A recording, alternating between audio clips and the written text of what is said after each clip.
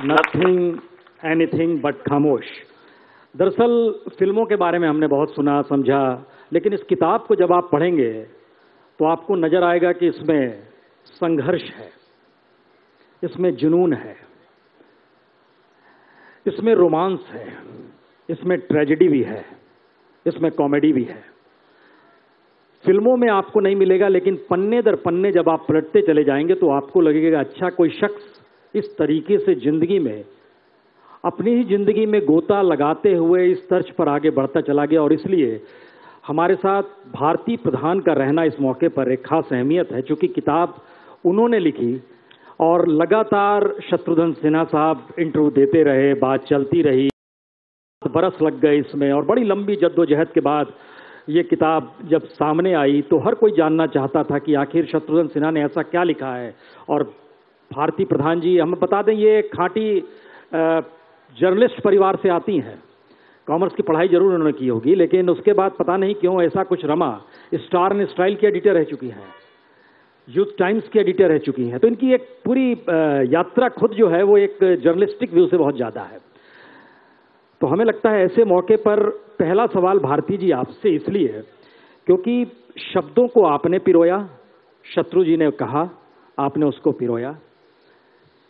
कितना कठिन रहा इस 7 बरस को सफर पूरा करने के बाद इस किताब को लाना? Thank you and good afternoon to everybody. Very happy to be here at the Aaj Tak Sahitya event. Yes. Thank you for calling us. देखिए, ये बिल्कुल कठिन तो था ही नहीं, क्योंकि जो शत्रु जी हैं आप जानते हैं उनको, और मैं उनको ये किताब के पहले भी जानती थी, इनके पूरी परिवार को जानती हूँ। इनकी शादी के पहले मैं इनको और प्रोमी जी को दोनों को मैं जानती थी तब से, और उनको मैं प्रोमी कहती हूँ, इनको सोनू कहती हूँ। So it is that kind of relationship. तो इसलिए तकलीफ तो कुछ भी नहीं थी। यही है कि mister Sinha talk so much that we didn't know where to put a full stop. तो और when it came to the title of the book, सब लोग कहते थे कि खामोश तो होना चाहिए टाइटल में, क्योंकि शत्रुघ्न सिन्हा का किताब है तो खामोश होना चाहिए। सो वी वर वंडरिंग कि मैं खामोश तो नहीं बोल सकती हूँ, बिकॉज ये बात काफ़ी करते हैं। So we called it anything but Khamosh, and that became very fitting, very apt title for his book. I would think the only difficulty in writing the book was that इतने लोग इनके बारे में बोलना चाहते थे और मैंने इतने लोगों से बात की, क्योंकि you see both Mr. Sinha and I, we were very clear कि हमको एक fan letter नहीं लिखना है, एक objective and analytical, informative, interesting, readable book होना चाहिए और ऑनेस्टी होना चाहिए उसमें।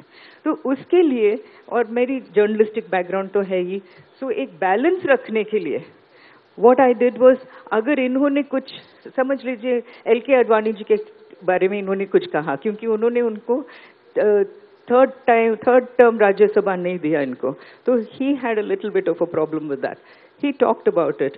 तो मैं आडवाणी जी के पास पहुंच गई और मैंने उनको कहा कि शत्रु जी ने आपके बारे में ये कहा है, ये शिकायत है उनकी। तो आडवाणी जी को जो बोलना था उन्होंने कहा, और वो भी है किताब में। तो एक बैलेंस रखा है। हम यहाँ पर आपको रोक देंगे। हाँ, क्योंकि हमको लगता है सारा सस्पेंस खत्म हो जाएगा इस किताब में, जो चीजें हैं, जिन्होंने पढ़ी नहीं है किताब उनको। शत्रु जी, हम सिनेमा और पॉलिटिक्स के बीच से शुरू करते हैं। इस किताब को पढ़ते वक्त हमने पहली बार महसूस किया कि आप बीजेपी के दफ्तर, जो अशोक रोड का दफ्तर है, वहां पे आपने पहली बार, आपका दिल ऐसा आहत हुआ कि आपने कहा अब यहां दोबारा नहीं आऊंगा। बहुत अच्छा ऑब्जर्वेशन है आपका। और सबसे पहले मैं आपका और आप तमाम लोगों का इस कार्यक्रम में मुझे आमंत्रित करने के लिए, और साहित्य और साहित्यकारों के इस कार्यक्रम में आपने बुलाया, जीवन में पहली बार शायद किसी कार्यक्रम में मैं इतनी शॉर्ट नोटिस पे आया हूँ। कल रात कहा गया और मैं आज आया हूँ, और आज इसके बाद विज्ञान भवन में कोई कार्यक्रम है जहाँ मैं चेयरमैन हूँ, उसके बाद गोवा जा रहा हूँ अपनी किसी मीटिंग में। लेकिन आप लोगों के नाम का जादू ऐसा, और अभिषेक जो लखनऊ को हेड करते हैं आपके आज तक से, जी जी जी, उनका बार बार जोर देना, आपका आदेश मेरे लिए अध्यादेश बन गया और मैं पहली बार रिकॉर्ड तोड़ हरकत करके इतने सवेरे आया हूं आपके इस कार्यक्रम में। मैं आप लोगों का बहुत यानी मैं कह सकता हूं वो फिल्म भले ही ना चली हो मगर तेरा जादू चल गया।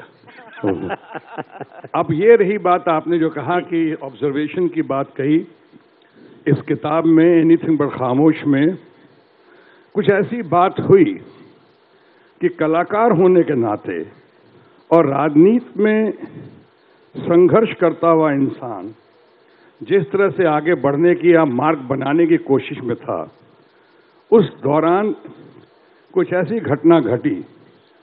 मैं पहली बार आडवाणी जी को, जिनको मैं फ्रेंड, फिलोसोफर, गाइड, गुरु और अल्टीमेट लीडर मानता हूं देश का, उनके कहने पे एक चुनाव लड़ा। Given a chance, choice and priority. कभी भी कोई आदमी राजनीति का रास्ता, और खासकर मुझ जैसा आदमी जिसकी छवि भी अच्छी हो और जो लोकप्रिय भी हो, कभी बाई इलेक्शन से अपना मार्ग तय नहीं करेगा। और मैंने सबको ना कह दिया था, लेकिन जब अडवाणी जी ने कह दिया कि I do not want to hear no from you, इस बार आपसे ना नहीं सुनूंगा मैं, तो उनका आदेश फिर अध्यादेश हुआ और मैं बाई इलेक्शन चुनाव लड़ा। राजेश खन्ना जी हमारे दोस्त थे और वो उसके उस चुनाव में कांग्रेस से वो लड़ रहे थे, बीजेपी से मुझे लड़ाया गया। अंत संक्षेप में कहूंगा, अंतोगत्वा हम चुनाव हार गए या हरा दिए गए, वो अलग कहानी है, लेकिन मैं चुनाव हार गया, दोस्त भी हार गया। राजेश खन्ना भी हमसे खफा हो गए। मैं अपने दोस्त को भी, जब मैं क्षमा मांग चुका हूं उनसे, और आज पुनः क्षमा मांगता हूं उनसे कि उनको मैंने हर्ट किया हो उनके खिलाफ चुनाव लड़के उस वक्त। लेकिन उसके बाद जो ऑफिस मुझे सर आंखों पे रख रहा था, उस ऑफिस ने, कुछ लोगों ने जब बाद में जो ऑफिस जाना शुरू किया, तो वो रवैया उनका रहा वही, रात गई बात गई, बदनाम हुआ सुभाष गई। यानी ऐसी हरकत की उन्होंने कि अच्छा ठीक है आप आइए, बताता हूँ, चलिए, अच्छा बाद में आइएगा, अभी हम लोग थोड़ा व्यस्त हैं, मीटिंग में कर रहा हूँ। अरे कल तक तो सब कुछ छोड़ छाड़ के खड़े हो जा रहे थे। इतना मान सम्मान। आडवाणी जी के कहने पे मैं चुनाव लड़ा, कि अपनी इज्जत को, इमेज को, सबको ताके पे रखते हुए, और उसके बाद उन्होंने ऐसी हरकत कर दी मुझसे।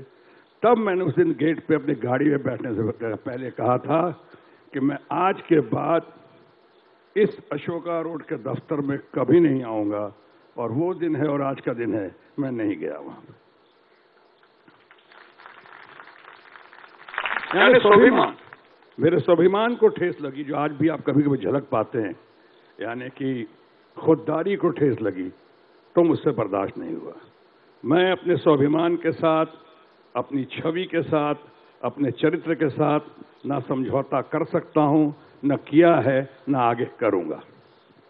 इस किताब को पढ़ते वक्त ये बार बार महसूस हुआ, राजेश खन्ना ने आपसे उसके बाद बात तक नहीं की, लेकिन उस चुनाव में गुरु, फिलोसोफर, गाइड, ग्रेट लीडर जिसे आप अडवाणी जी कहते हैं, वो अडवाणी जी आपके लिए प्रचार के लिए एक सभा में भी नहीं आए। ये भी हमें उस किताब से ही पता चला। हाँ, ये हुआ, पर हो सकता है चूंकि इतने बड़े लेवल के नेता थे, जो आज महसूस करता हूं मैं, और मैंने देखा है कि ये लोग जो है बाई इलेक्शन में जनरली नहीं जाते हैं प्रचार के लिए। तो बाई इलेक्शन में, और मैं चूंकि उनका बहुत करीबी और अपने आप को खास मानता रहा और उनको बहुत करीब से जानता रहा, वो हमारे चुनाव प्रचार में नहीं आया। मुझे उस वक्त तो अफसोस जरूर हुआ, लेकिन आज मैच्योरिटी का तकाजा है, मैं समझ सकता हूं कि वो बड़े नेतागण नहीं जाते हैं चुनाव बाई इलेक्शंस में, और इसीलिए बाद में मैं बड़ा बना या नहीं बना अलग बात है, मैं भी किसी बाई इलेक्शन में बाद में नहीं गया प्रचार करने, स्टार कैंपेनर होने के बावजूद। आज नहीं हूं, आज तो 40-40 स्टार कैंपेनर्स का नाम आता है, उसमें पुनः शत्रुघ्न सिन्हा का नाम नहीं है। अब ये मेरे लिए खुशी की बात है, दुख का नहीं विषय है। खुशी और हैरत कि और तो और यहाँ भी 40, यूपी में 40, और तो और शायद वहाँ नहीं जाता, दिल्ली म्युनिसिपल इलेक्शंस में वहाँ भी 40 स्टार प्रचारक के नाम की घोषणा हुई, और जो देश का ओरिजिनल स्टार प्रचारक है, स्टार कैंपेनर का टाइटल ही मुझे दिया था बड़े भाई यशवंत सिन्हा जी ने, बिहार में, आपको पता होगा। और उस 40 म्युनिसिपल कॉरपोरेशन के इलेक्शन में भी निमंत्रण नहीं दिया गया, तो मुझे अफसोस नहीं है। शायद इसी वजह से मैं किताबें लिख सकता हूँ, लिखवा सकता हूँ, लिटरेचर फेस्टिवल में जा सकता हूँ, आ सकता हूँ, आपसे मुलाकात कर सकता हूँ, साहित्य के इस कार्यक्रम में आ सकता हूँ, आज तक के निमंत्रण को स्वीकार कर सकता हूँ। तो अच्छा है, every cloud has a silver lining. हर घने काले बादलों के बीच एक चमकती हुई सुनहरी किरण होती है, मैं उसका लाभ उठा रहा हूँ। धन्यवाद। ग्रेट। कुछ आप अतीत में चलते हैं, क्योंकि इस किताब को पढ़ते समय हमें लगता है कि एक लंबा 50 बरस का सफर, एक ऐसा अजीबोगरीब सफर है इस किताब में। हमें पता नहीं था कि मुमताज से भी आपकी करीबी है। हमारी बहुत अच्छी सिर्फ दोस्ती नहीं रही, बहुत अफेक्शनेट रिश्ता था। बहुत पता नहीं मैंने कैसे भागया, और विलन होने के साथ ही, पहली विलन ही कर रहा था, मैं विलन था, लेकिन उनको शायद मेरा आत्मविश्वास बहुत पसंद आया या मेरी अदाकारी पसंद आई। पहले दिन से ही दोस्ती हो गई, लेकिन मैं कह रहा हूं बार बार, अफेक्शनेट रिश्ता था। बहुत मानती थी, मेरे समर्थक थी, और आज लोगों के सामने मुझे कहने में जरा भी संकोच नहीं है पुनः कि चंद फिल्में जो हैं, एक तरफ तो आप लोग जानते हैं और मानते हैं मुझे as a self made personality की तरह से, लेकिन 3-4 फिल्में हैं जिसमें एक तो बहुत ही इंपॉर्टेंट फिल्म है, उस मिलने में सबसे बड़ा हाथ, क्योंकि मैं पहले निकाल दिया गया था। फिल्म थी खिलौना, LV प्रसाद की, संजीव कुमार और मुमताज। संजीव कुमार भी मेरे फ्रेंड, फिलोसफर गाइड और फ्रेंड थे, बहुत अच्छे। मुमताज हमारी बहुत अच्छी फ्रेंड रही, सीनियर थे दोनों, लेकिन बहुत अच्छे दोस्त रहे। और मुमताज ने मदद की, मुझे निकाल दिया गया था। 3 महीने बाद मुझे बुलावा आया, और ये मुमताज ने कहा कि नहीं नहीं, ये लड़का बहुत अच्छा है, एक दिन बहुत नाम करेगा, आप देखिए, मेरी बात का यकीन रखिए। उनके कजिन ब्रदर का हो गया था उसमें, उन्होंने कहा ना, ये रोल तो वही करेगा, और ये करके मुमताज ने किया। इसलिए आज मैं कह सकता हूं कि जीवन में कुछ लोगों का मैं बहुत आभारी हूं, और मुमताज आज अगर मुझको रात के 2 बजे भी याद करे, वैसे 2 बजे रात में क्यों याद करेगी, दिन में कभी भी याद करे, जब भी याद करे, मैं उसके लिए हमेशा तैयार हूं, हमेशा जाऊंगा उसके लिए, आभारी हूं उसका। आपकी मुमताज से करीबी यश चोपड़ा साहब को अच्छी क्यों नहीं लगी? मैं बोलने ही वाली थी, he even lost a film because exactly, आपने उसमें लिखा है। लिखा तो है मैंने। बहुत, हाँ, शायद उनको अच्छी नहीं लगी। मेरा उस तरह से करीब, उनके मुमताज के उतने करीब मैं दिख रहा था, शायद उनको पसंद नहीं आई। इसलिए हो सकता है एक फिल्म जो अभी रिलीज हुई है, सर्किल कंप्लीट हुआ, उसमें अभी सोनाक्षी ने, मेरी बेटी ने काम किया है, इत्तेफाक। ये इत्तेफाक फिल्म में मैं प्लान बी का हीरो था। बातचीत राजेश खन्ना से चल रही थी, और राजेश खन्ना स्टार बन चुके थे, उनके डेट्स नहीं मिल रहे थे, और मैं न्यूकमर था, दाढ़ी बढ़ी हुई थी आप ही की तरह, लेकिन फर्क ये था बिल्कुल काली दाढ़ी थी मेरी और मैं उस तरह से गया, उन लोग बहुत पसंद आया कि इसकी आंखों में बहुत दम है, उन्हें लगा इसकी आवाज़ बहुत अच्छी है, आंखों में बहुत दम है, कुछ जुनून दिखाई पड़ता है इसकी शक्ल में। तो करते करते सैटरडे को मेरा खाना भी हो गया वहाँ पे, कपड़ों की बात भी हो गई, और मंडे से मैं शायद सेट पे चला जाता। वो gap between the cup and the lips की बात सुनते हैं ना, होठों के बीच में और चाय के प्याले के बीच में कभी कभी बहुत दूरियां होती हैं। सैटरडे को हो गया, और संडे शाम को राजेश खन्ना जी के सेक्रेटरी थे गुरनाम अभी नहीं हैं, और यश चोपड़ा जी के कहने पे, मान मनव्वल पे या जोर जबरदस्ती पे, रात में राजेश खन्ना जी ने 28 दिन, 1 महीने का पूरा डेट दे दिया। तो मैं सैटरडे शाम तक हीरो था, मंडे से मैं जीरो हो गया, और इत्तेफाक में राजेश खन्ना ने काम किया, और मैं काम करते करते रह गया। लेकिन उसी फिल्म में यूं कहें मेरी आत्मा ने जोर दिया होगा, तो आज मेरी बेटी ने काम किया, और फिल्म की तारीफ भी हो रही है, जिसका नाम है इत्तेफाक। पूरी सच्ची। अच्छा, ये इत्तेफाक रहा कि यश चोपड़ा ने फिर आपको मौका दिया काला पत्थर में?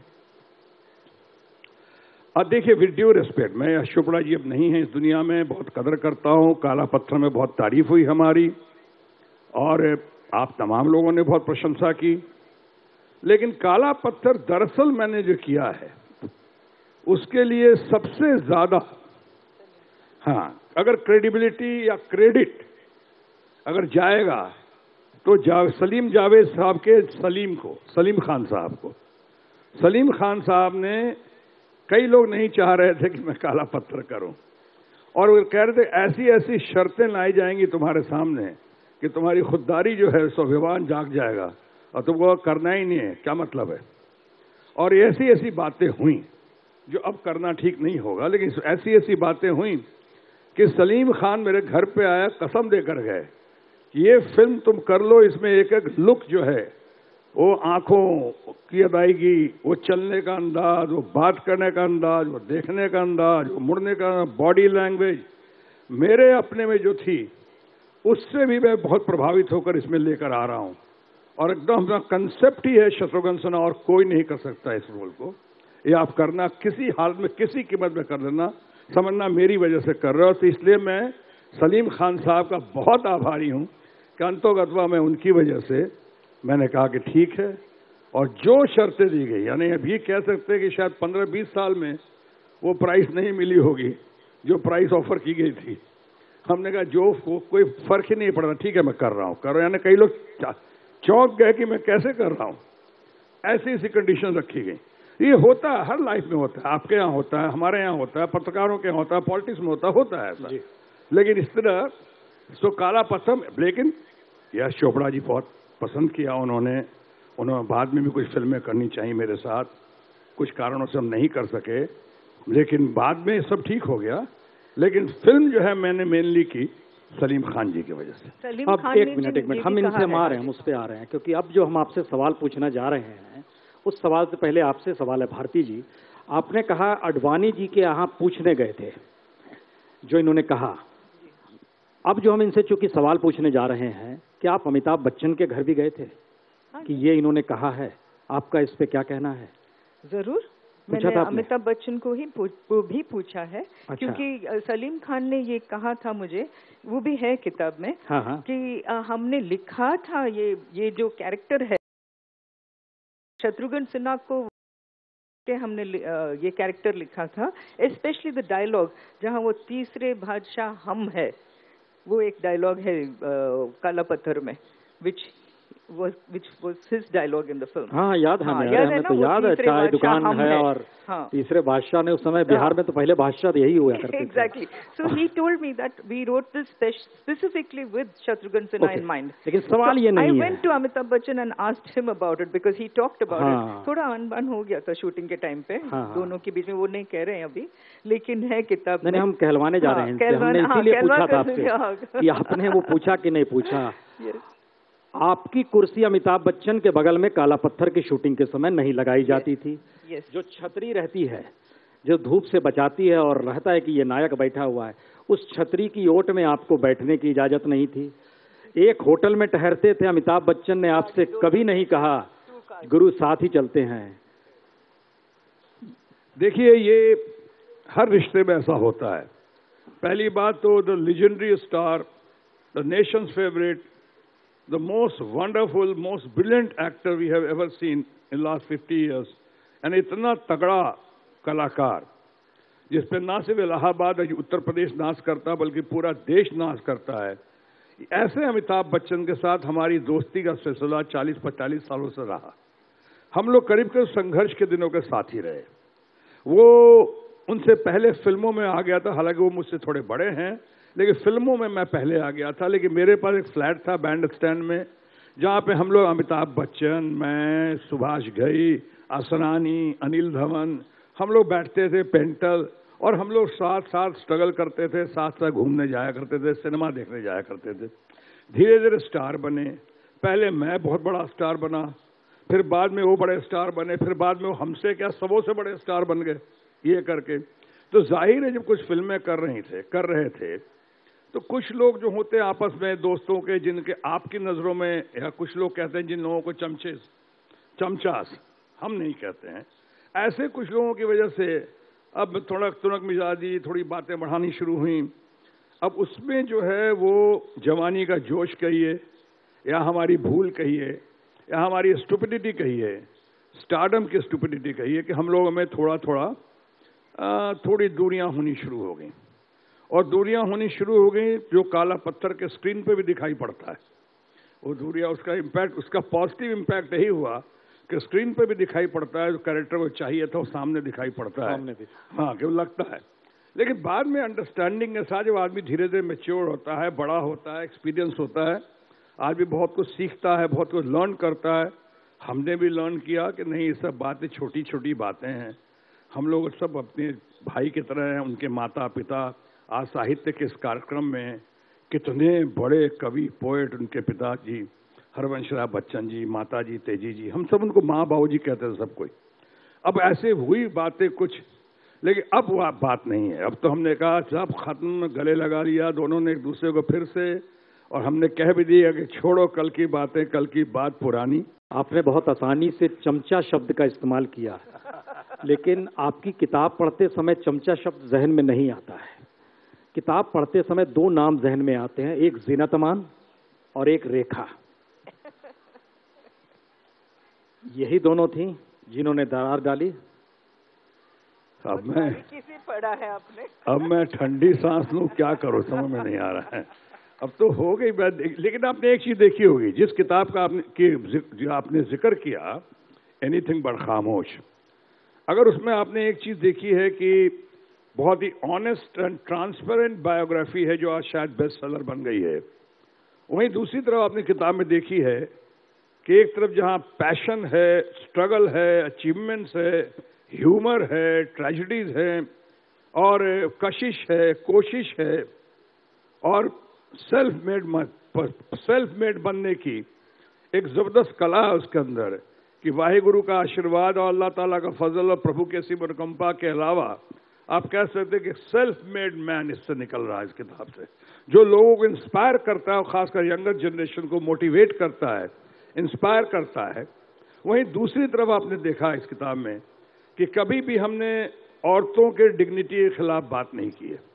हमने कहा जब हमारे बच्चे हैं, उनके बच्चे हैं, हमारी बहुत सारी फ्रेंड्स रहीं, और मैं उन तमाम फ्रेंड्स का बहुत एहसानमंद हूं कि उनसे बहुत कुछ सीखा है मैंने। I take all my friends, specially girl friends को मैंने I take them as my gurus. उनसे बहुत कुछ सीखा है, हमारी गलतियों को सुधारा है उन्होंने, हमारी हरकतों को सुधारा है उन्होंने। हम जहां गलत थे उन्होंने कहा गलत हो, जहां किसी से मिलना है, माफी मांगना है, माफी मांग लो, छोटे नहीं हो जाओगे। ऐसी ऐसी बातें सिखाई है मुझको, तो मैं तो उनका बहुत एहसानमंद हूं। इसलिए आपने देखा हो आम बायोग्राफी में बहुत टिटलिएटिंग या सेंसेशनल बातें होती हैं, इसमें ऐसी कोई बात नहीं है। जो हमारे जिंदगी में आई हैं मैं उनका एहसानमंद हूं, और साथ ही साथ इस बात का भी ख्याल है कि अब उनकी कहीं जिंदगी बन चुकी है, उनके बच्चे होंगे, हैं या होंगे, हमारे बच्चे हैं, हमारे लव कुश हैं, हमारे बेटे हैं, हमारी बेटी सोनाक्षी है, तो इन लोगों के ऊपर भी इस तरह का कोई ऐसा असर ना पड़े, इस बात का ध्यान रखते हुए लिखा है। सुन जी, A to Z का आपने हाँ, पढ़ा? हम यही पूछना चाहते हैं, आपने रेखा या जीनत अमान का भी दरवाजा खटखटाया था, पूछा था कुछ कि अगर? I did not talk to any of the women. No, I didn't. किसी से? Because I had enough in material on them. Mike. मेरे पास काफी material already I had, so there was just no need for me to go and talk to them. To talk to Zeenat or to Mumtaz or to anybody else. Not even to Reena. किसी heroine से बात ही नहीं की थी? इसके लिए हेमा मालिनी से बात की थी मैंने। और किसी से नहीं? नहीं, क्योंकि आपने बात कर लिया था ना। And you see there is नहीं, हमने इसलिए कहा, देखिए किताब जो लिखी जाती है, क्योंकि हमें याद आ रहा है अमिताभ बच्चन पे जो पहली किताब लिखी गई वो भी जर्नलिस्ट थे, बंगाल के थे, और नाम हम उनका बोल रहे हैं भट्टाचार्य, बहुत अच्छे आदमी है ना, बहुत अच्छे। अमिताभ बच्चन पे जब किताब लिखी जा रही थी तो वो शत्रुघ्न सिन्हा से मिलने आए थे, उस किताब में एक जगह मेंशन है। और अगर आपको याद है, चूंकि वो किताब भी हमने पढ़ी है, उसमें आपने कमेंट किया रेखा के बारे में, आपको याद है क्या? रेखा याद है, कमेंट नहीं याद है। नहीं याद है, रेखा याद है बस। बताया जाए क्या? हाँ हाँ, आपने अमिताभ को कहा देख लेना रेखा ईमानदार नहीं है। मैंने समझाने की कोशिश की उसे, अब इन बातों को जाने दें प्लीज पर्सनल। नहीं, बहरहाल चूंकि आपने जिक्र किया उस दौर का जिस समय आप अनवर अली ये थे, अनिल धवन थे, असरानी थे, सब लोग आप लोग एक साथ बैंड स्टैंड में जो बैठा। जी। आपने अमिताभ बच्चन के लिए आपने कहा तो गंगा की सौगंध मिली उन्हें। अमिताभ बच्चन ने कभी आपके लिए रेकमेंड किया किसी फिल्म के लिए, या सब में चेक लौटाने पड़े आपको? नहीं, मैं अमिताभ ने नहीं किया, बट इसका मतलब ये नहीं कि वो गलत है, क्यों रिकमेंड करेंगे मुझे। मैं तो चाहता था कि अमिताभ फिल्मों में से बाद आए थे, मुझे लगता है कि बहुत टैलेंटेड हैं, बड़ी अच्छी आवाज़ थी और मुझे बहुत भाग है, वो लोगों को भा जाते थे। लेकिन फिल्म इंडस्ट्री में बहुत लोगों को लगता था कि नहीं बहुत लंबा है, इसके लिए हीरोइन नहीं मिलेगी, मैच कैसे करो। अल्टीमेटली हीरोइन मिली। Long and short of the film industry Amitabh Bachchan और हमारी जया भाभी जया बच्चन दोनों मिली। लेकिन उस समय कहते हीरोइन नहीं मिलेगी इनके लिए, किसको लेके आ रहे हो, कौन है तुम्हारा दोस्त। लेकिन एक दो चीजें हुई हैं जो मैं किताब में शायद लिख चुका हूं और बताना जरूरी है, खासकर यंगर जनरेशन को। एक दो फिल्म में, जैसे दीवार फिल्म, दीवार मेरे लिए लिखी गई थी सलीम जावेद, और मेरे पास सब्जेक्ट था भी करीब 6 महीने से ज्यादा। लेकिन कुछ मेरे प्रोड्यूसर्स में और सलीम जावेद में कुछ बात हो गई या नहीं बनी, तो उन्होंने कहा कि हम इसको छोड़ देते हैं। छोड़ दो, तुम्हारा प्रेरोगेटिव है। और उसके बाद वो पिक्चर अमिताभ बच्चन के पास गई, फिर रेस्ट इज हिस्ट्री। उसी तरह से एक फिल्म थी शोले। हाँ, शोले में बहुत लोग चाहते थे मैं गब्बर सिंह का रोल करूं शोले में, लेकिन रमेश सिप्पी बहुत चाहते थे, जोर दिया। उन्होंने अपनी किताब में भी लिखा है कि मैं अमिताभ बच्चन ने जो रोल किया है और वो फिल्म में वो रोल मैं करूं, यानी अमिताभ ने बाद में किया। लेकिन मैं बहुत व्यस्त था उन दिनों, बहुत बिजी था। खैर इसके डिटेल में नहीं जाऊंगा क्यों की क्यों नहीं की, लेकिन मैं कह सकता हूं ह्यूमन एरर, एक भूल हो गई हमसे। एक तरफ दुख है कि शोले नहीं करने का, वहीं दूसरी तरफ बहुत खुशी है कि मेरा दोस्त और भारत का महान कलाकार अमिताभ बच्चन को इतना बड़ा प्लेटफॉर्म मिला शोले से कि उसके बाद पीछे मुड़ के उसने कभी देखा ही नहीं सालों साल तक। इस बात की बहुत खुशी है मुझे। अब ये है कि ह्यूमन एरर जो मैंने कहा प्रसन्न जी, और मैंने वो फिल्म जो नहीं की शोले, आया दीवार भी, तो उसकी एक ही कीमत चुकाई हमने कि आज तक मैंने ना दीवार देखी है और ना ही शोले देखी है। क्या बात है।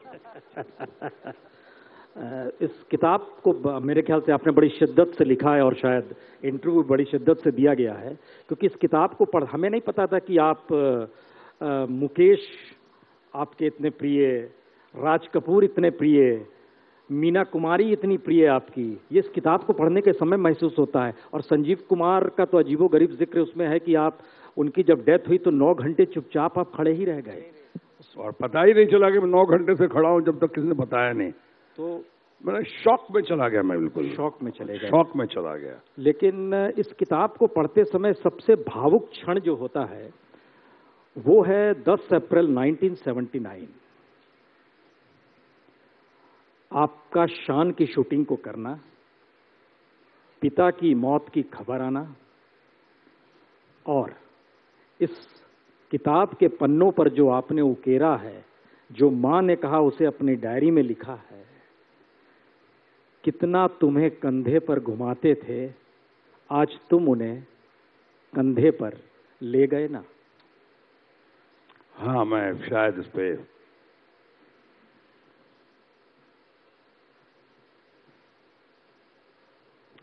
Yes, he's very emotional about it, and when it comes to his mother, and that was the first time he faced the passing of somebody very close to him.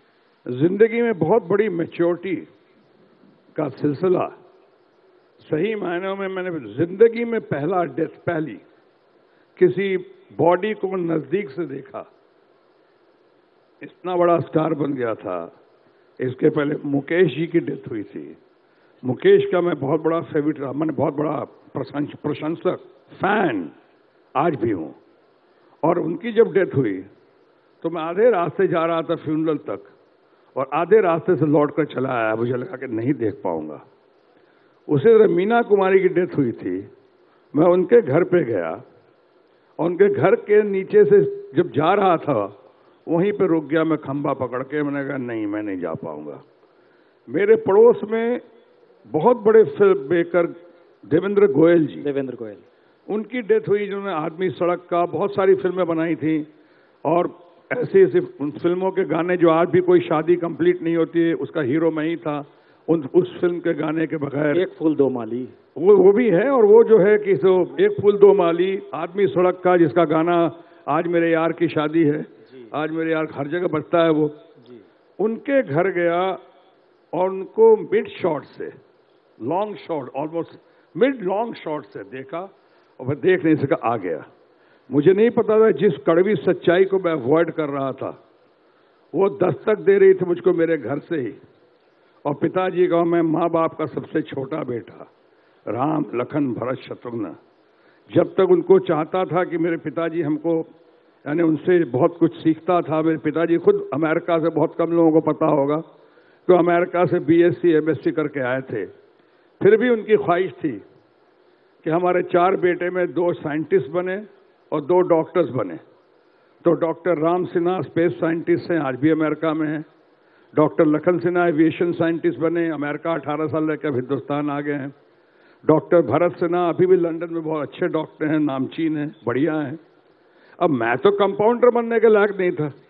अब मेरे लिए बड़ी कोशिश की गई कि इस कॉलेज में, उस कॉलेज में जुगाड़ लगाया बिहार में, जैसे बहुत सारे कॉलेज में, उसमें विष्णु राय कॉलेज तो नहीं था, लेकिन फिर भी पटना मेडिकल कॉलेज में जुगाड़ लगा के मैं कुछ शायद नंबर 6 था वेटिंग लिस्ट में।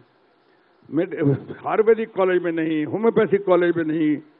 एक तो शरारत इतनी कि कॉलेज में हरकतें करता था, नोटिस बोर्ड पे छपता था, ऐसा छपता था कि आज भी मुझे याद है, Mr. Shatrughan Prasad Sinha, roll number 210 of BSc, has been fined ₹25 for his misconduct, and he has been warned that any such reputation will mean his removal from this college. Copy forwarded to all head of the department and the notice board of the girls' common room. Signed, N.S. Nagendranath, Principal, Patna Science College, Patna 7. ये पढ़ ये मुझे याद था वहाँ पे। तो किसी ने कहा कि FTIA चले जाओ, वहाँ पे टैलेंट लेके तो वो बचाएगा, रास्ता दिखाएगा। FTIA में पहली बार ही सिलेक्शन हो गया मेरा, कटी फटी शक्ल लेकर वहाँ गया। मेरे पिताजी इतने अच्छे थे, लेट एंड ग्रेट फादर, उन्होंने कहा नहीं, ये मैं साइन नहीं करूँगा। आपको याद होगा फॉर्म में लिखा होता है फादर और द गार्डियन। फादर मेरे थे, अब तो शायद मदर का भी नाम आता होगा और सही आता है। तो फादर ने साइन नहीं किया और थर्ड लखन भैया ने साइन किया एज ए गार्डियन। सोचा अगर कोई गड़बड़ करेगा तो हम लोग संभाल लेंगे। लेकिन उसके बाद हमारे, ये तो पेरेंट्स और बच्चों के बीच में होता है, लेकिन हमारा रिश्ता बहुत मजबूत था। इतना ज़्यादा कि हर 2 दिन में बॉम्बे से फ़ोन करना, बुलाने की कोशिश करना, मुंबई घर पे आ जाओ, हमारा घर हो गया। और वो दस्तक कड़वी सच्चाई दे रही थी मुझको पटना से। और जब मैं गया, इसलिए आपको उस समय जवाब नहीं दे पाया, अभी तक लगता है जैसे कल की घटना है। और कोई दिन ऐसा नहीं जाता है जैसे नहीं करता, अच्छा अपनी माता को याद नहीं करता। ऐसा लगता है कि सर के ऊपर से एक छतरी हट गई, जो आपने छतरी का जिक्र किया, एकदम अनाथ हो गया मैं। और ये इतना बड़ा स्टार था, और वहाँ जा रहा हूँ फ्यूनरल ग्राउंड पे, वहाँ लाठी चार्ज भी हो रही है। लोग कह रहे हो देखो कितनी बड़ी आंखें हैं इसकी, अरे लाल लाल आंख हो गई है, रो रहा हूँ। और डायलॉग गौतम गोविंदा का और किस फिल्म का, उस फिल्म के डायलॉग की बातें हो रही। फैंस तो स्वाभाविक है, उनको क्या मतलब है, उनको मौका मिला सामने से देखने का। अब अजीब सी हालत फ्यूनरल ग्राउंड में। ये लर्निंग हुई वहां से कि कड़वी सच्चाई है, इसको स्वीकार करो। स्वीकारने के अलावा कोई रास्ता नहीं है। और उनके जो बताए हुए रास्ते हैं, जो सही सही आपको लगता है तर्क के साथ, उस पर आगे बढ़ो, उन बातों को बढ़ाओ। और उसी अप्रैल में, 10 अप्रैल को अगर पिताजी का हुआ, तो उसी के चंद साल बाद अम्मा जब चली गई, तो मैं हेल्थ मिनिस्टर बना। 2 महीने बाद अम्मा चली गई। आकाश हेल्थ मिनिस्टर बनने से पहले चली गई, वो 22 अप्रैल को। तो ये दोनों मेरे लिए जिंदगी का बहुत बड़ा सबक रहा है। और इसलिए जब आपने छेड़ दिया तो मैं थोड़ा नहीं, बहुत भावुक हो गया था, इसलिए नहीं बोला। इसलिए मैं भारती को कहा कि आप बात आगे बढ़ाओ, आप बात करो। थैंक यू वेरी मच, आपने याद दिलाया मुझको। Thank you. क्योंकि इस किताब को पढ़ते समय हम भी ये फील कर रहे थे कि बेटे का इंट्यूशन बाप को लेकर हो जाता है, लेकिन आपने प्रेफर किया कि शान की शूटिंग थी। अब शान की शूटिंग में मुंबई फ्लाई कर गए, आपको पता चल गया था पिताजी की तबीयत खराब है, और शूटिंग के बीच में ही आपको जानकारी मिली। आपको एहसास था कि ऐसा कुछ हो रहा है या फिल्म की शूटिंग भी जरूरी है? मैं उसके 1-2 दिन पहले दिल्ली था। हाँ। और मैं पिताजी की तबीयत ठीक नहीं थी, तो मैंने कहा कि मैं चला जाता हूँ पटना, मिल के आता हूँ। बहुत याद आ रहे थे, बहुत। मुझे बहुत गुस्सा भी आया। मेरे सेक्रेटरी पवन कुमार जी मेरे भी थे, अमिताभ बच्चन के भी सेक्रेटरी रहे। पूरी फिल्म इंडस्ट्री में अकेले वही थे जो 2 आदमी के सेक्रेटरी थे, अमिताभ बच्चन के और शत्रुघ्न सिन्हा के। अब सिर्फ मेरे हैं। तो पवन जी ने कहा नहीं नहीं सेट लगाओ, बहुत बड़ा शान का सेट था, शान, जब गन फाइटिंग हो रही थी। और रेखा नहीं, राखी, ये बार बार रेखा जुबान पे क्यों आ रही है? राखी, ओके, राखी। तो राखी के साथ वो राखी की, हाँ, वो गोली चलाने वाला, गोली से वो सीक्वेंस था। तो मैं कहा कि नहीं आ जाइए, 2-3 दिन बाद चले जाइएगा। और मैं उस दिन 1 दिन बाद आ सकता था पटना से होके। बिल्कुल। और जिन्हें जाता तो उस दिन मेरे सामने ही होता। मैं मुंबई आया, शूट करने गया, और चंद घंटे बाद खबर आई, मेरे दोस्त ने जो खुद नहीं दुनिया में, जर्नैल सिंह, उसने आगे कहा कि तुम्हारे पिता, उसको भेजा गया। उसने इंतजार किया कि पहले मैं खाना खा लूं, लंच ब्रेक था, खाना खा लिया, देखा, फिर आके बोला कि ऐसा ऐसा हुआ। तो मुझे तो पता ही नहीं कैसे रिएक्ट करना, फिर बाद में जो हुआ तो पता ही, आपको बता दिया। सो ये मैं बहुत गुस्सा हुआ उनसे, अपने सेक्रेटरी पवन कुमार जी से, कि क्यों किया। पर फिर बाद में वही मैच्योरिटी का तकाजा, हमने कहा उन्होंने जानबूझ के तो नहीं किया, उन्होंने प्रोफेशनल आदमी को उनके भले के लिए किया कि सेट ना खराब। उनको क्या पता था कि ऐसा कुछ हो जाएगा। सही है। लेकिन हाँ, इंट्यूशन की बात आपने की, इंट्यूशन बहुत जबरदस्त हो रहा था, बहुत जबरदस्त। ये भारती जी लैप्स करता है इस किताब में। इस किताब को एक पाठक के तौर पे पढ़ते समय हम इसमें महसूस करते हैं, ये जो संवाद आज हो गया हम लोग के बीच का, ये इंट्यूशन और ये हिस्सा लैप्स करता है। ये आपकी कमजोरी है। Thank you. इस किताब में पढ़ते समय हमने महसूस किया। Thank you very much. है ना, ये हमें लगा ऐसा, पता नहीं क्यों, इसीलिए ये सवाल हमको लगा ये पूछना चाहिए। लेकिन बहरहाल छोड़िए इसको, हम फिर आपको पीछे लिए चलते हैं उस दौर में जब शत्रुघ्न सिन्हा की पहचान हिंदुस्तान में देखते वक्त सिनेमा स्कोप पर छेनू की थी। छेनू क्या था सर डायलॉग? आए तो कह देना छेनू आया था। बड़ी गर्मी है खून में तो बेशक आ जाए मैदान में, लेकिन आइंदे अगर मेरे किसी भी लड़के को हाथ लगाया तो मोहल्ले का मोहल्ला उड़ा कर रख दूंगा मैं।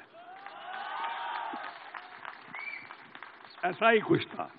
हाँ, मतलब हम लोग भी जब पटना यूनिवर्सिटी पहुंचे तो इस डायलॉग को, आपने साइंस कॉलेज का जिक्र किया, हम भी साइंस कॉलेज से बीएन कॉलेज का सफर किया और संयोग से स्टूडेंट यूनियन में ये दोनों डायलॉग बोले गए। पटना साइंस कॉलेज में भी बोला जाता था जिस वक्त हम पढ़ाई कर रहे थे, फिर बीएन कॉलेज में आए वहां भी बोला जाता था और आपको लोग याद करते थे। इस बात का जिक्र करना जरूरी था।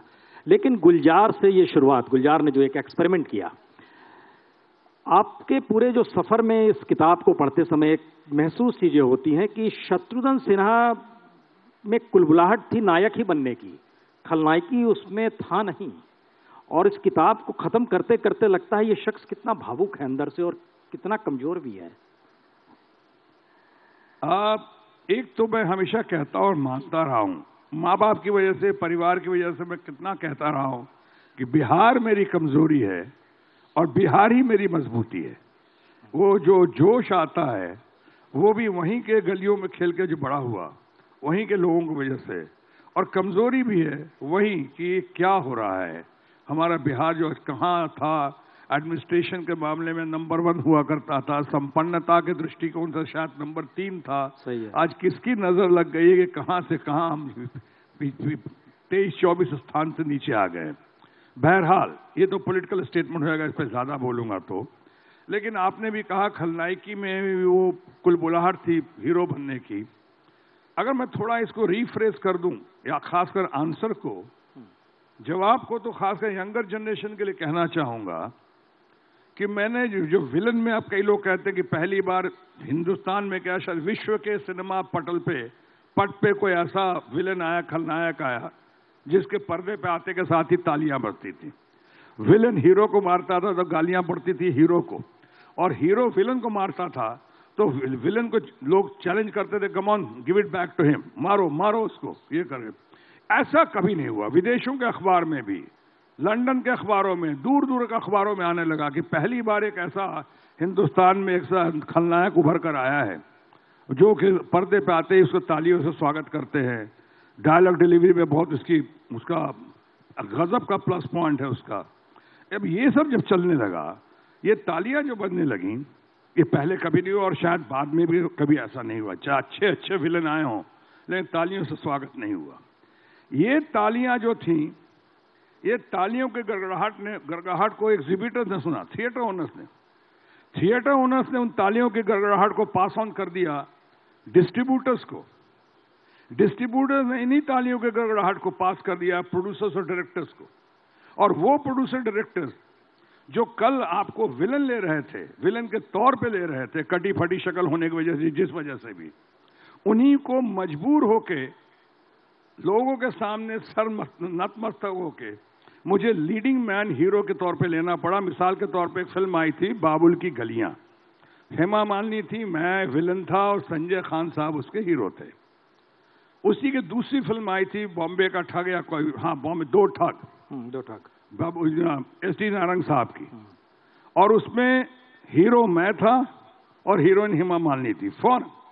मनमोहन देसाई ने कई फिल्मों में जो गुजर गए उनको एंड चेंज करना पड़ा। उन्होंने कहा लास्ट में ऐसा विलन बनकर दिखाएंगे तो पब्लिक एक्सेप्ट नहीं करेगी। तो आपको याद होगा वो फिल्म बहुत पहले, भाई हो तो ऐसा, या रामपुर का लक्ष्मण, जिसमें लास्ट में माँ को देख के कहता हूँ बताना मत कि मैं ही उसका वो बेटा हूँ, जो बहुत भावुक सीन होता है। तालियां बजती थी। चाहे भाई हो तो ऐसा, अगर कभी देखेंगे या जिन्होंने देखा होगा, आखिर में लाल शॉल पहन के जो मैं कहता हूं कि तुमको बहुत अहंकार है कि तुम मुझे पश्चाताप का मौका भी नहीं दोगे, यानी एक सुधरने का स्कोप इस कैरेक्टर में दिखाई पड़ा। और मैंने जहां तक सवाल जो मैं कह रहा, यंगर जनरेशन को बताऊंगा, मैंने रोल को कभी विलन की तरह नहीं देखा, मैंने रोल को रोल की तरह किया कि गिवन सिचुएशन में अगर ये आदमी होता, हम लोग FTII में सिखाया जाता था व्हाट, वाई, व्हेन, वेयर, यानी लोकेशन क्या है, सिचुएशन क्या है, सब्जेक्ट क्या है, कैरेक्टर क्या है और क्यों ऐसा हो रहा है। इसके बिना पे मैं कैरेक्टर को पेश करता था और उसके बाद देखता था इसमें कितना स्कोप है सुधरने का। एक हल्का सा टच और अपना भी रखता था, क्योंकि आप जानते हैं मेरा एक मंत्र रहा है शुरू से, मैं सबको देता हूं और आज भी देता हूं और यंगर जनरेशन को भी देता हूं, अपने बच्चे लव कुश और सोनाक्षी को भी दिया है और आज भी आपके जरिए, इस मंच के जरिए मैं अपनी यंगर जनरेशन को देना चाहूंगा कि जीवन की प्रतिस्पर्धा की दौड़ में अपने आप को सबसे बेहतर साबित करके दिखाओ। अगर अपने आप को सबसे बेहतर साबित करके नहीं दिखा सकते तो अपने आप को कम से कम सबसे अलग, भिन्न साबित करके दिखाओ। Prove yourself better than the best और at least try and be different from the rest. तो मैंने आपने देखा होगा, मैं तो नहीं कहता हूं मैं अपने आप को सबसे बेस्ट साबित किया, लेकिन कोशिश जरूर की कि मैंने अपने आप को सबसे अलग साबित किया। इसीलिए आप हर जगह देखते हैं शत्रुघ्न सिन्हा की नकल करते हैं लोगों को, रीजनल फिल्म से लेके यहाँ पे मिमिक्री आर्टिस्ट को। खामोश तो सिग्नेचर ट्यून बन चुका है, खामोश जहां जाइए सिग्नेचर ट्यून बन चुका है। आज पाकिस्तान जाता हूं, कहीं जाता हूं, बच्चा के बोलता हूं अंकल एक बार खामोश बोलिए ना।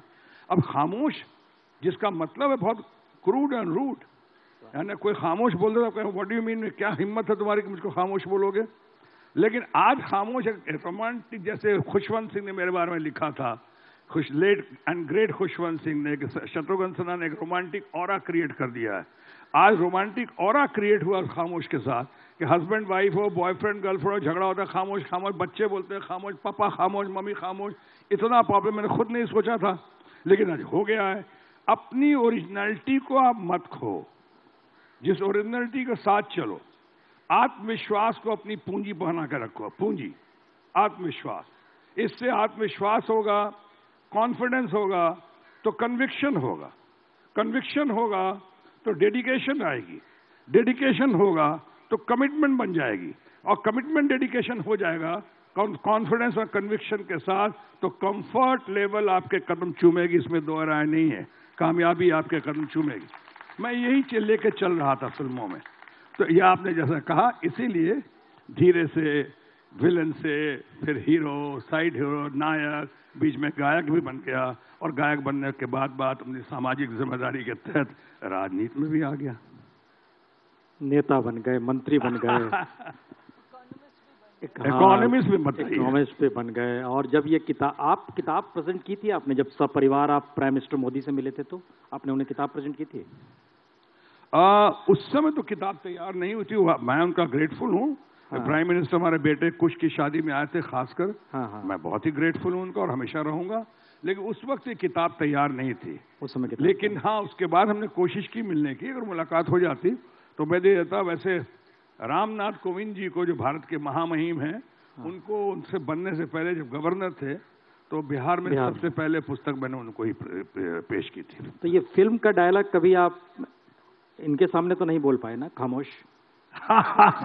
अभी तो ये लग रहा है कि कौन खामोश, तो लगता है पूरे हम सब खामोश हो गए। आज तो कई बार ऐसा लग रहा है जो माहौल चल रहा है उसमें प्रसन्न जी सबको ही खामोश हैं।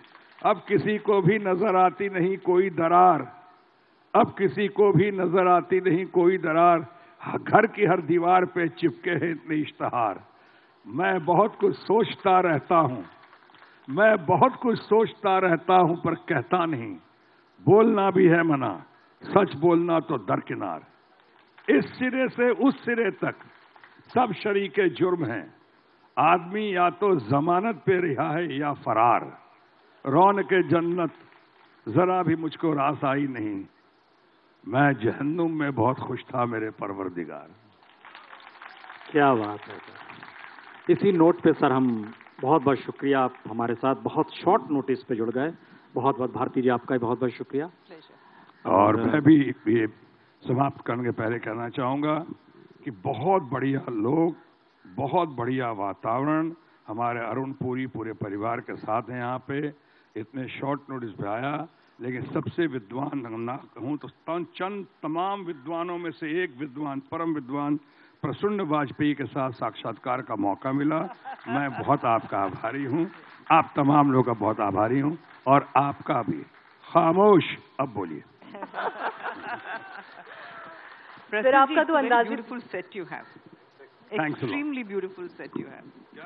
Very beautiful set. यस, ये बैकड्रॉप भारतीय प्रधान कह रही थी और मैं भी सहमत हूँ। इतना बढ़िया बैकड्रॉप। हालांकि हमारी बुक एनीथिंग बट खामोश जो बेस्ट सेलर हुई और जो दुनिया भर के तमाम लिट फेस्ट में गई, लंदन में गई, कोलकाता में गई, जयपुर में गई, पुणे में गई, मुंबई गई, दुबई गई, शारजा गई, और कई जगह से बुलाया जा रहा है। शायद रिकॉर्ड होगा कि मैक्सिमम लिट फेस्टिवल में इसी एनीथिंग बट खामोश को बुलाया गया और उसके बाद पूरा चर्चा हुई।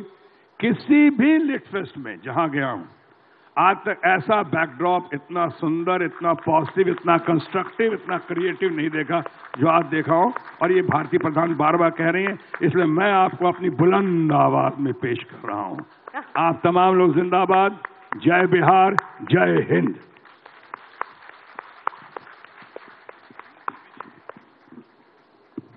सिन्हा साहब, आपका जो अंदाजे बयां है, मन करता है कि ये सिलसिला खत्म ना हो।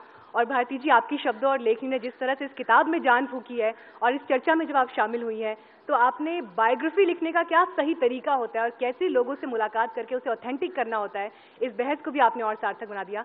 मैं आपका बहुत बहुत शुक्रिया अदा करती हूँ। लेकिन कुछ पलों के लिए आपको यहाँ स्टेज पर रोकना चाहूंगी, क्योंकि एक 17 साल पुरानी परंपरा को हम साहित्य आज तक में जीवित कर रहे हैं। इंडिया टुडे साहित्य वार्षिकी का लॉन्च हम चाहेंगे कि आपके हाथों से यहाँ इस मंच पर हो, और इसके लिए मैं स्टेज पर आमंत्रित करना चाहूंगी इंडिया टुडे ग्रुप की वाइस चेयरपर्सन कलीपुरी को, और साथ ही इंडिया टुडे हिंदी के एडिटर अंशुमन तिवारी। प्लीज आप भी स्टेज पर आइए। एक मिनट। हेलो, बहुत अच्छे से उन्होंने कहा, पेश किया अंदाजे बयां पे। तो अंदाजे बयां की ही बात है, जो खामोश की बात कर रहा, सारी चीजों की बात कर रहा था, कैसे रूप बदल गया उसका। इस पे एक शेर आज तक के सत के, अंदाजे बयां हर बात को एक नई शक्ल दे देता है, वरना इस दुनिया में कोई नई बात नहीं। Thank you.